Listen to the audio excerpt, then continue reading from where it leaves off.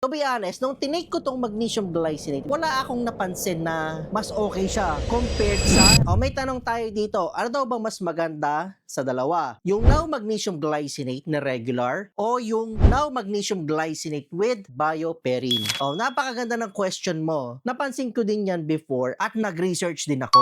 Okay, unang-una, ano ba itong bioperine? Itong bioperine ay isang black pepper fruit. So, ang active compound niya ay piperine. Ano ba ang purpose niya? Ang nakalagay dito sa research namin is to improve bioavailability or for better absorption.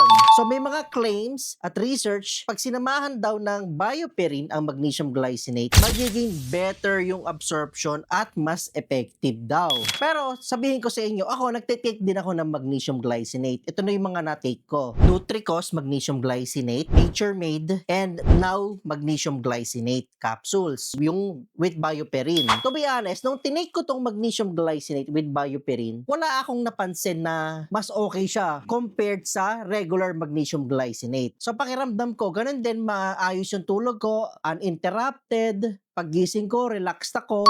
So kung ako tatanungin nyo kung better ba yung magnesium glycinate with bioperine compared sa regular magnesium glycinate, the answer is depende. Kasi naniniwala ako na hindi pare-pareho ang effect ng supplement sa ating katawan. So hindi dahil effective kay Chester ay effective na kay Cheska. Pero sabihin ko, nag-work naman yung now magnesium glycinate with bioperine sa akin.